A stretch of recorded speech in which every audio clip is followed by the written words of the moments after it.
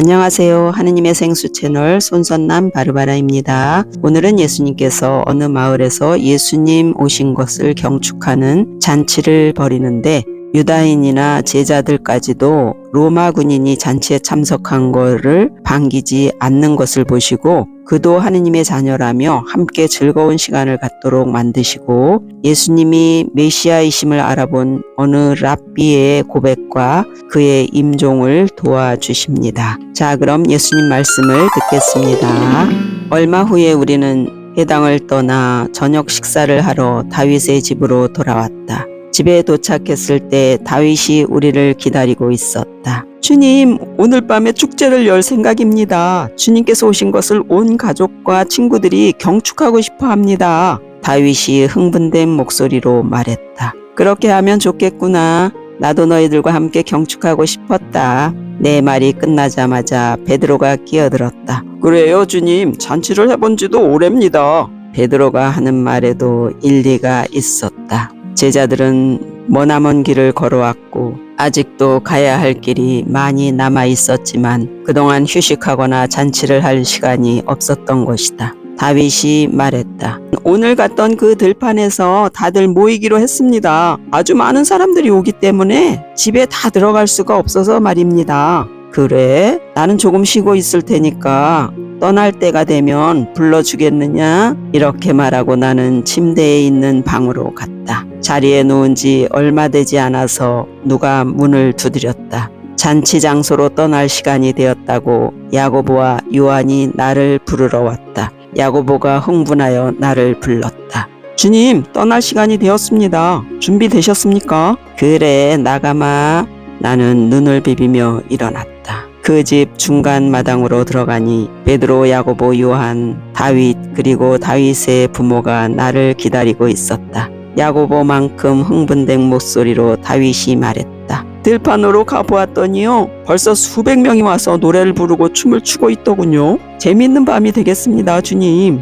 요한은 약간 걱정스럽게 말했다. 그렇지만 주님, 그 사람들이 주님을 편안히 즐기도록 놔둘까요? 베드로가 요한을 안심시켰다. 다윗하고 내가 거기 있는 사람들에게 벌써 신신당부해놨어. 주님께서 편안한 마음으로 잔치를 즐기실 수 있도록 질문은 삼가해 달라고 말이야. 그런 조건이라야 우리가 가겠다고 했거든. 나를 지켜주고 항상 나를 보호해주는 참으로 좋은 친구들이었다. 자, 가자. 그곳으로 가서 같이 즐기자. 나는 힘있게 말했다. 들판에는 의자들이 많이 놓여 있었고 여러 군데 피워놓은 모닥불을 둘러싸고 사람들이 앉아있는 것이 보였다. 들판 가운데 있는 널찍한 공터에서 5-6명의 악단이 연주하는 음악에 발을 맞추어 사람들이 춤을 추었고 다른 사람들은 춤추는 사람 주위에 둘러앉아 손뼉을 치며 노래를 부르고 있었다.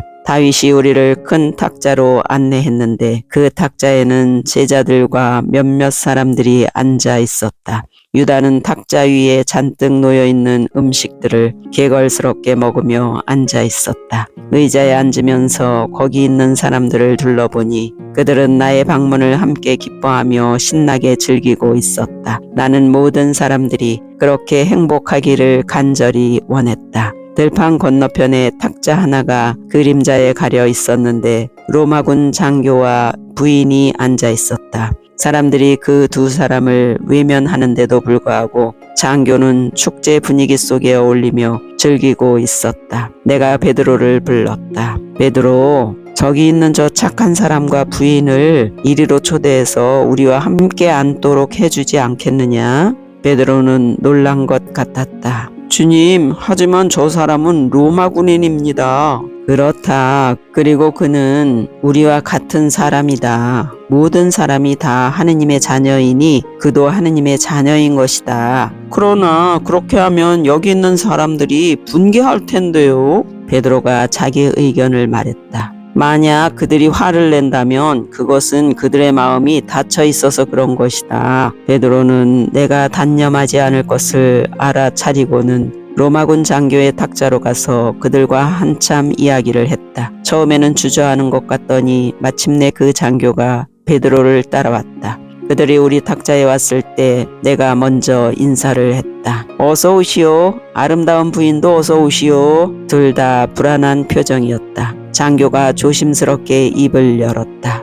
로마인인 제가 선생님과 함께 앉아 있으면 사람들이 싫어하지 않을까요? 친구, 나와 함께 앉아주면 참 기쁘겠소. 자, 앉으시오. 우리 탁자에 같이 앉아있던 사람들은 처음에 몹시 충격을 받은 것 같았지만 시간이 갈수록 점차로 눈길이 한결 부드러워지더니 얼마 후에는 그 두 사람이 로마인이라는 사실도 잊어버린 듯 했다. 그런데 술이 만취한 제커리가 우리한테 오더니 소리쳤다. 주님, 로마인이 여기서 뭘 하고 있는 겁니까? 베드로가 얼른 제커리를 부축해 세우며 타일렀다. 주님께서 저 부부를 초청하셨네. 주님께서 초청하시는 사람이면 누구나 여기 올 수 있는 거 아닌가? 유다인, 그리스도인, 로마인, 사마리아인 할 것 없이 말이야. 주님께서 초청하시고 환영하시는 사람은 우리도 환영해야 할 것이 아닌가? 나는 그때 베드로가 지닌 힘을 다시 보았다. 내가 쌓아놓은 기초 위에 새 교회를 세울 그 힘을 보았다. 하지만 저 사람은 로마인입니다. 제커리가 술이 잔뜩 취한 목소리로 소리쳤다. 그런데 자네는 술 취한 사람이고 가서 좀 쉬어야겠어. 베드로가 단호하고도 친절하게 말했다. 전 괜찮습니다. 이 정도의 술로는 끄떡없습니다. 좌우지간 저 사람은 로마인입니다. 다시 소리치는 제커리를 베드로가 탁자에서 멀리 데리고 갔다. 나는 로마군 장교와 부인에게 미소 지으며 말했다. 젊음과 과음은 화합이 잘 안 되지요. 그것은 성미를 급하게 만들고 헛 용기만 넣어줍니다. 로마군 장교는 어깨를 한번 으쓱하더니 말을 했다. 그것은 어디서나 마찬가지인 것 같습니다. 나머지 저녁 시간은 아주 즐거웠다. 유다조차도 즐거워했는데 가끔 일어나서 춤도 추고 노래도 불렀다. 이 세상에 있는 내 가족이 이렇게 행복해하며 재미있게 노는 것을 보니 나는 참으로 기뻤다. 내 앞에서 벌어지고 있는 축하 잔치를 바라보며 내 가슴은 사랑이 흘러 넘쳤다. 그때 갑자기 음악 소리가 멈추고 침묵이 흐르는 가운데 한 랍비가 들판 중앙으로 걸어 들어왔다.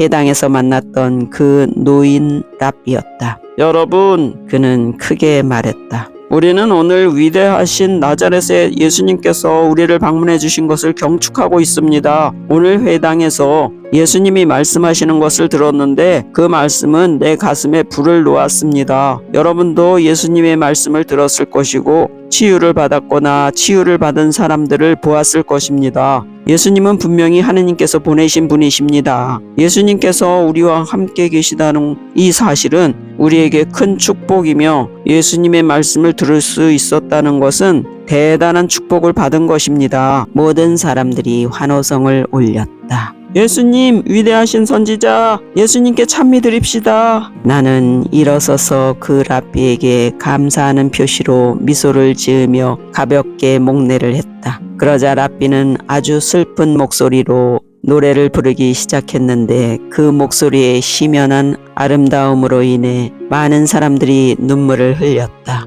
노인이 그토록 아름다운 목소리로 노래하는 것을 듣고 다들 놀랐는데 나는 그 목소리가 사랑에 넘치는 그의 가슴에서 우러나오고 있음을 알았다. 랍비는 노래를 다 부르고 나서 내게로 걸어오더니 두 팔로 나를 껴안으며 내 뺨에 입을 맞추었다. 너무나 아름다운 목소리로 노래를 부르고 나서 너무나 애틋한 사랑으로 나를 껴안는 것을 보고 사람들은 모두 손뼉을 쳤다. 음악 소리가 다시 들리고 사람들이 음악에 맞추어 손뼉을 치고 있는데 랍비는 내 손을 잡고 사람들이 춤추는 곳으로 나를 데리고 갔다. 우리는 다른 사람들과 함께 춤을 추었다. 우리가 탁자로 돌아와 앉자 랍비가 물었다. 왠지는 몰라도 나뿐만 아니라 다른 사람들도요. 모두 예수님을 모시고 싶어하고 함께 계시기를 원합니다. 무엇 때문에 그러는 걸까요? 그것은 내 안에 계시는 나의 아버지 때문입니다. 그게 무슨 말씀입니까?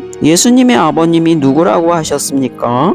내 아버지는 모든 창조물의 아버지시고 내가 있는 곳에는 아버지도 계십니다. 나는 랍비의 눈속을 들여다보며 대답했다. 그게 무슨 말씀입니까? 잘 이해가 안 되는데요. 그 랍비가 다시 물었다. 나는 그에게 웃으며 대답했다. 나는 나로다. 놀라서 눈이 휘둥그레진 그 랍비는 순간 진리를 알아보았다. 당신은 메시아이십니다. 그 랍비는 의자에서 내려 두 무릎을 꿇었다. 그렇다.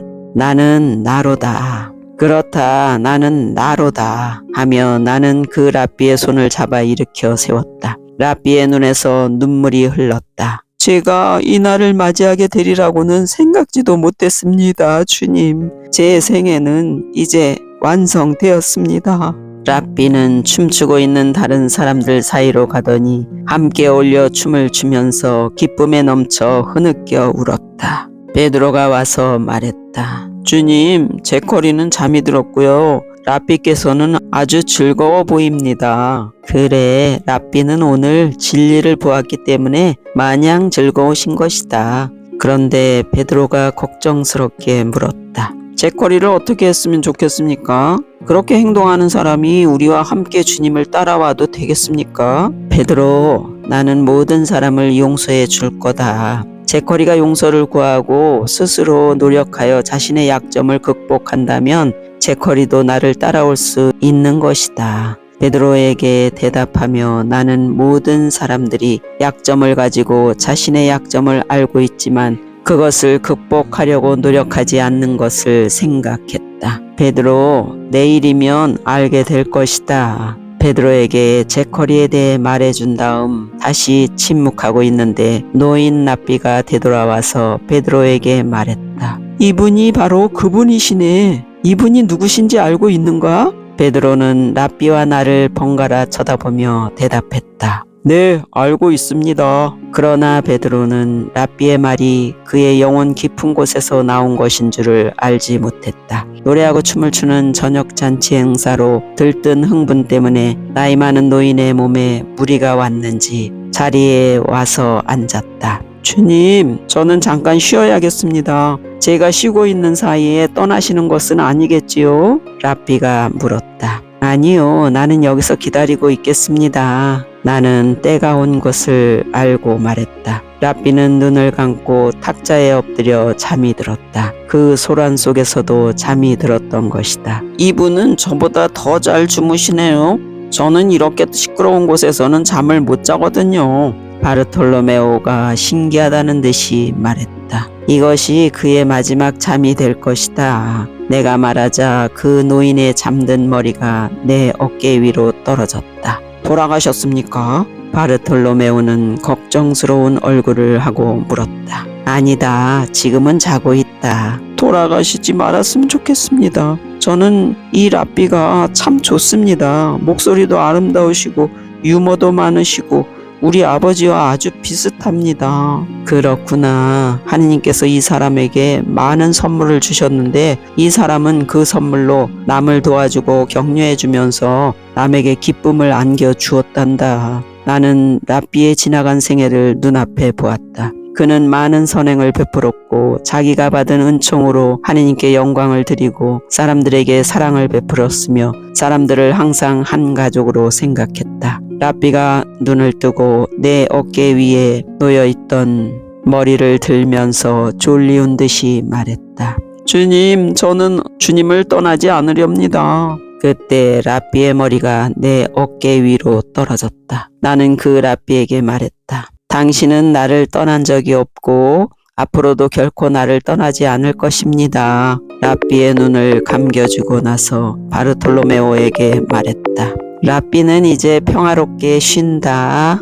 옆에 서 있던 베드로가 나에게 안겨있는 랍비를 안아 올리며 바르톨로메오에게 도움을 청했다.